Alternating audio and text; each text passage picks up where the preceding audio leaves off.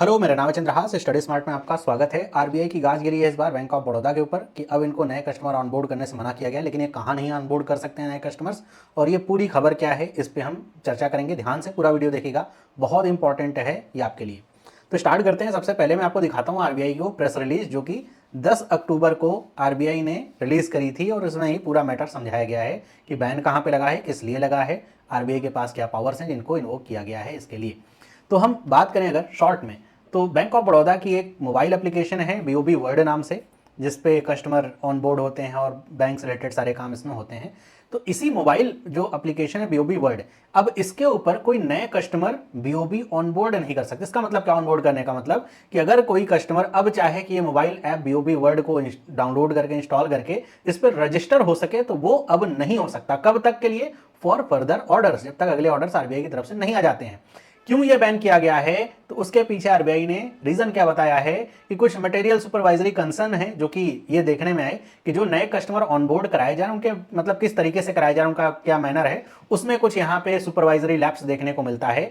तो इसी वजह से बीओबी के ऊपर ये एक्शन लिया गया है आरबीआई के द्वारा।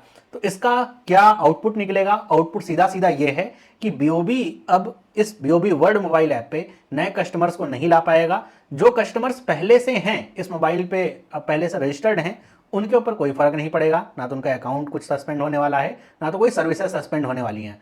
फर्दर कोई नया कस्टमर अभी चाहे तो वो इस सुविधा का प्रयोग अब नहीं कर सकता है जब तक अगला ऑर्डर ना आ जाए। तो यहाँ पे ये सारी बात बताई गई है कि बैंक हैज बीन, मतलब आरबीआई ने ये कहा है कि बैंक को डायरेक्ट किया गया है कि वो इस बात को इंश्योर करे कि जो ऑलरेडी ऑनबोर्डेड बीओबी वर्ल्ड के कस्टमर्स हैं, they do not face any disruption on account of this suspension, कि उनको किसी तरह की असुविधा ना हो जो पहले से इस पे रजिस्टर हो चुके हैं। और ये सारी जो पावर्स हैं आरबीआई को कहां से मिलती हैं, बहुत ये बार बार क्वेश्चन पूछा जाता है।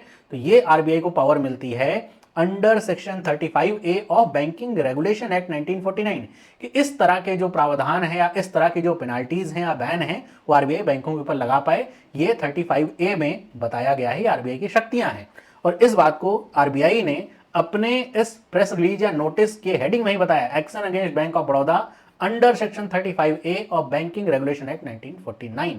तो ये यहाँ पे बात बताई गई है, और ये जो प्रेस रिलीज है योगेश दयाल हैं, चीफ जनरल मैनेजर आरबीआई के, उनकी तरफ से जारी करी गई है। तो ये जो न्यूज है बहुत इंपॉर्टेंट है और बहुत नेगेटिव इंपैक्ट रखती है किसी बैंक के प्रति। जैसे बैंक ऑफ बड़ौदा के जो शेयर है 2% नीचे जा चुके हैं न्यूज को देखते हुए, और अभी बैंक ऑफ बड़ौदा को कुछ पैसा भी रेज करना था बॉन्ड इशू करके लॉन्ग टर्म के लिए, तो उस पर भी कुछ इफेक्ट दिखता हुआ पड़ेगा। तो इस जैसे ये न्यूज आती है तो बीओबी ने अपना जो स्टैंड है वो क्लियर किया, रिस्पॉन्स दिया है इस जो बैन है इसके ऊपर। जैसा आप देख सकते हैं, taking corrective measures, BOB respond after RBI bars it from onboarding new customer through it's mobile app. तो क्या ये कहा गया है बीओबी के द्वारा, जो कि बीओबी ने बताया है किसको, स्टॉक एक्सचेंज की फाइलिंग में बताया है।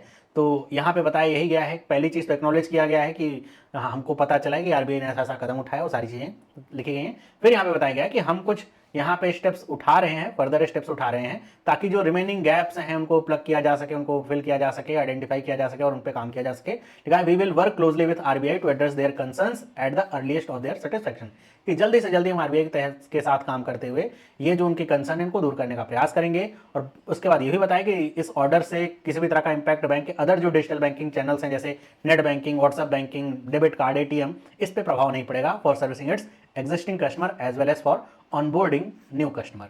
ऑनबोर्डिंग न्यू कस्टमर मतलब जो भी अगर नेट बैंकिंग का इस्तेमाल करना चाहें तो कर सकते हैं। वो बीओबी वर्ल्ड मोबाइल ऐप पे जो है नहीं ऑनबोर्ड हो सकते, बाकी वो नेट बैंकिंग के माध्यम से जा सकते हैं, व्हाट्सएप बैंकिंग कर सकते हैं, सारे काम कर सकते हैं। बहुत सारे लोग डर जाते हैं कि अच्छा क्या हो गया, सब काम आप कर पाएंगे, बस वो उस मोबाइल ऐप पर रजिस्टर नहीं हो पाएंगे। तो यही बात बीओबी ने बताया। और दूसरी बात ये बताई है कि जो बीओबी वर्ड उनकी ऐप है वो पूरी तरीके से सिक्योर है और उसमें किसी तरह के लैप्स नहीं है जिसकी वजह से और कुछ कंसर्न हो। बाकी वो आरबीआई के साथ काम कर ही रहे हैं जो उनकी कंसर्न उनको एड्रेस करने का। अगर हम यहाँ पे बात करें बीओबी के बारे में, जब इतनी सारी बातें हो रही हैं तो बीओबी के बारे में भी थोड़ी सी बातें कर लेते हैं। तो बीओबी है इंडिया का second largest public sector bank after SBI. SBI सबसे बड़ा है, लार्जेस्ट पब्लिक सेक्टर बैंक है, सरकारी बैंक। और दूसरे नंबर पे आता है बैंक ऑफ बड़ौदा, और इसके 153 मिलियन कस्टमर्स हैं बैंक ऑफ बड़ौदा के। बैंक ऑफ बड़ौदा का लोगो देख लीजिए, यहाँ पे आपको डबल भी बनता हुआ दिखेगा, और इसी के साथ आपको यहाँ पे दो और लोगो दिखेंगे छोटे छोटे, विजया बैंक का और देना बैंक का, क्योंकि इन दोनों बैंकों का विलय हो गया था बैंक ऑफ बड़ौदा में। तो पहले बैंक ऑफ बड़ौदा का लोगो सिंगल हुआ करता था, दोनों बैंकों का लोगो भी यहाँ पे आता है। कब स्थापित हुआ था? तो ये 20 जुलाई 1908 को स्थापित हुआ था, मतलब 115 साल पुराना बैंक है। किसने स्थापित किया था? तो बड़ौदा के जो महाराज थे, महाराजा सयाजीराव गायकवाड़ तृतीय, इनके द्वारा स्थापित किया गया था उसे। और उस समय तो ये प्रिंसली बैंक हुआ करता था, प्राइवेट बैंक था। फिर 19 जुलाई 1969 को इसको नेशनलाइज किया गया बाकी के 13 बैंकों के साथ में। इसका हेडक्वार्टर वडोदरा गुजरात में है। इसके वर्तमान समय के एमडी और सीईओ कौन है? देवदत्त चंद हैं। और इसका स्लोगन क्या है? India's international bank. Bank of Baroda की 17 देशों में ब्रांचेस हैं, है ना। तो इंडियाज इंटरनेशनल बैंक इसका स्लोगन भी इसी के साथ आता है। तो ये है बैंक ऑफ बड़ौदा और इससे रिलेटेड जो न्यूज़ थी मैंने आपको बताई।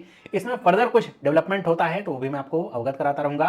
फिलहाल वीडियो अगर आपको अच्छा लगा तो वीडियो को लाइक जरूर करें, अपने दोस्तों के साथ शेयर करें और मुझे जरूर बताएं कि आपको क्या लगता है इस खबर से क्या फर्क पड़ने वाला है बैंक ऑफ बड़ौदा के ऊपर। तो मिलते हैं अगले वीडियो में, सभी लोगों को बाय।